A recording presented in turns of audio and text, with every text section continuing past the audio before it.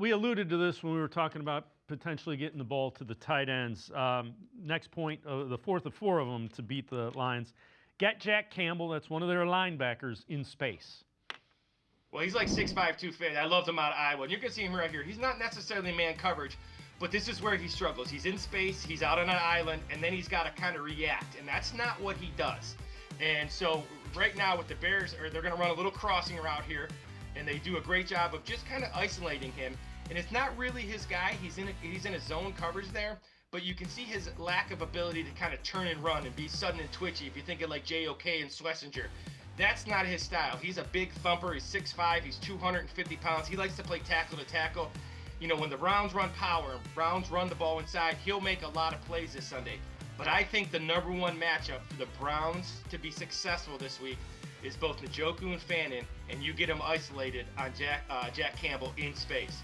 That's a matchup the Browns absolutely have the advantage in. So I look for this. This is just a simple crossing route, but these are the kind of things the Browns run as well. And I think if you can just get him isolated, he's going to be in trouble in space because that's not his strength. So is this a defense that you can screen with? Because obviously you've got Dylan Sampson, Jerome Ford. They use Jerome Ford more than Sampson. My guess is that's because of his ability to block, you know, to pick up blitzes and to help in the pass game blocking. Well, you know, it's really interesting. So they got Tyleik Williams, who, if you remember last year, you and I talked about Ohio State, 340 pounds. I had him right behind Mason Graham on my board as defensive tackle. So he's an elite defensive tackle. Then they got DJ Reader, who was with the Bengals for a long time, with the Texans. So those guys are both 330 pounds. So they don't rush the passer really well. They rely on those defensive ends, Mohammed and Hutchinson, to get pressure. I think what really works is getting in 12 personnel. Because those guys don't run so much, maybe some outside screens would work. Inside screens, those defensive tackles won't be getting upfield too much. But I do think what works is getting in empty. If you get in empty, now you can isolate Campbell, you can isolate Barnes, you can isolate Joseph, the safety. You can get those guys isolated where you want. And Kevin Stefanski is a master of finding matchups in that 12 personnel because Dan Campbell's a tough guy. When Browns go 12 personnel, they're going to be 3 linebackers in the game. That's where the Browns can win.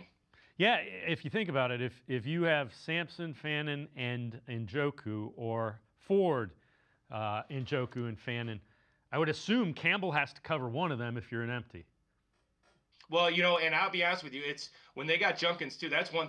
Junkin catches the ball well too. All those guys catch the ball well, even if they're in third down and Jerome Ford now. I think Ford is going to be a really good football player for the Browns now because he's going to be in his role. His role will be third down. He's outstanding in pass protection. He's really good at running routes. So if they're in true third down situations, they can block him with Ford because he's big and thick enough, or they can isolate him too. So all those backs can do it. Even if you come out with Junkins and you want to show first down and you want to get an empty, there's just some things they can do with these guys. Underneath coverage is where the Lions are weak, in my opinion, just because they're big, tough guys and they kind of fit the mold of their coach.